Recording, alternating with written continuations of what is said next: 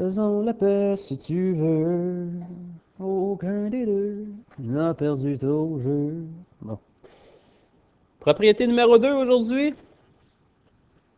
Propriété des exposants, évidemment. Alors, on va descendre un petit peu plus bas. On va aller faire les exemples ensemble. On va faire comme sur la capsule précédente. On va développer les chiffres ici. Donc, 2 à la 6 va devenir 2 fois 2 fois 2 fois 2. Alors, 6 fois. Tandis que 2 à la 3 va être 2 fois 2 fois 2. Si on calcule plus loin, on peut donc faire une simplification. On peut dire que 2 et 2 vont s'annuler à tour de rôle. Ce qui va donc me rester, c'est 2 fois 2 fois 2, ou si on aime mieux, 2 à la 3. On va aller faire le calcul B ensemble. Au B, si on commence à développer, on va avoir 3 fois 3, 5 fois 5 fois 5. Par contre, je ne peux pas faire comme en haut, faire mes espèces de grandes barres pour dire que les deux se simplifient, ou comme on dit, des fois s'annulent. On ne peut pas faire ça ici dans ce problème-là, alors je vais devoir simplement recopier le problème tel qu'il était au début. Hein. Je vais avoir 3 fois 3 qui me donne 3 à la 2, et je vais avoir 5 fois 5 fois 5 qui me vaut 5 à la 3. Alors j'ai vraiment tourné en rond ici, ça n'a rien donné. Si je m'en vais au numéro C, avec des variables, c'est la même chose, on peut quand même développer.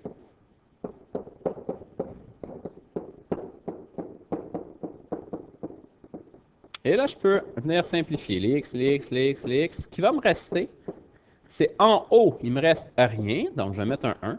En fait, il reste quelque chose, il reste 1. Tandis qu'en bas, x fois x me donne x à la 2. D'accord?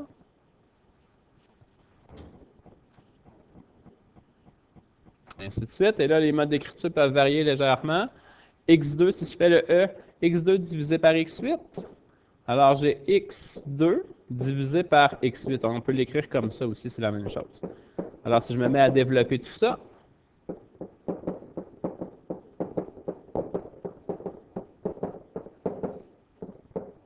1, 2, 3, 4, 5, 6, 7, 8.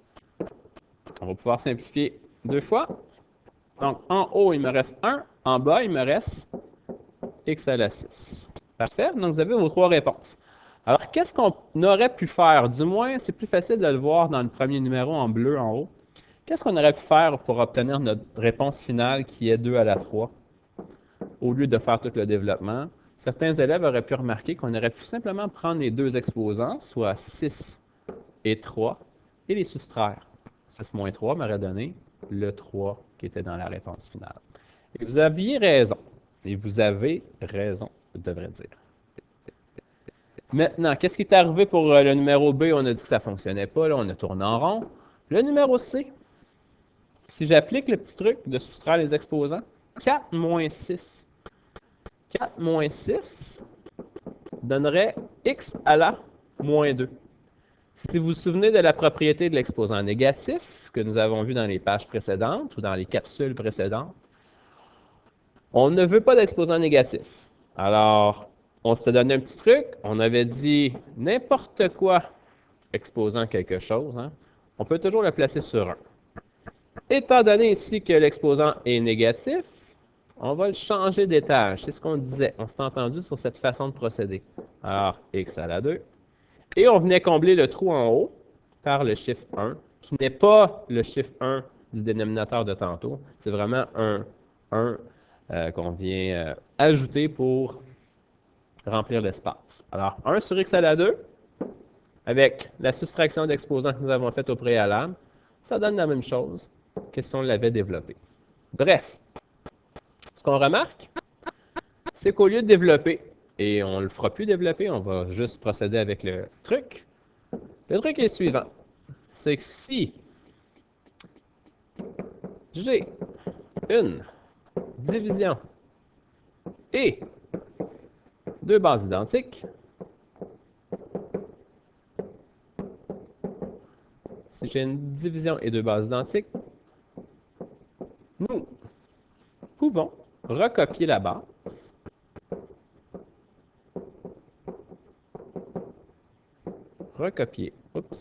la base, et soustraire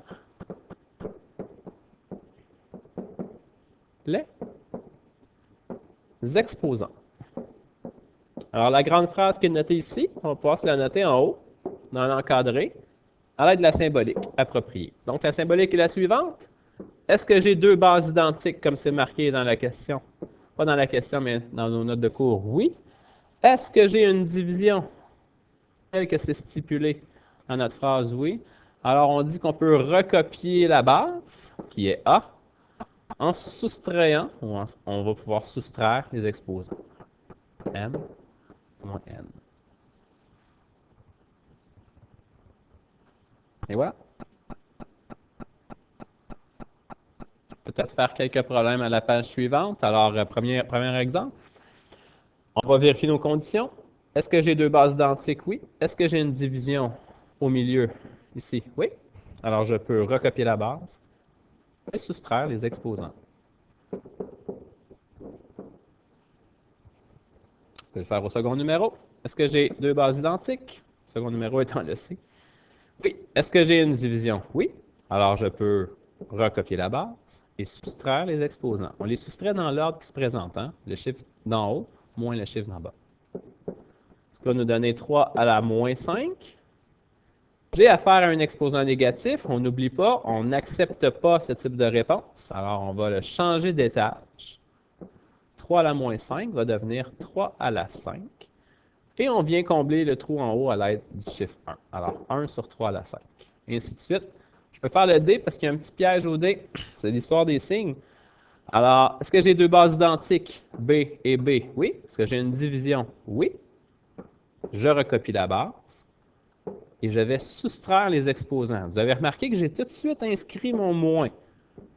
Je suis tout de suite venu inscrire ma soustraction d'exposants en premier. Et là, j'inscris mes deux exposants qui sont moins 6 et l'autre, c'est moins 4. Pourquoi j'ai inscrit mon moins en bleu? C'est pour ne pas le confondre avec le moins qui est devant le 4. Alors, j'ai vraiment moins 6, moins 4. Si je procède au calcul de tout ça, j'obtiens donc moins 6 plus 4, en fait, avec la loi des signes. Là. Moins 6 plus 4 me donne B à la moins 2. C'est inacceptable d'avoir des exposants négatifs, on s'était dit. Alors, je vais le changer d'étage. Donc, B à la moins 2 va s'en aller en bas. Et en haut, on remplit le trou avec un 1. Et voilà, c'est tout pour la capsule de la propriété 2. Je vous souhaite une bonne fin de journée.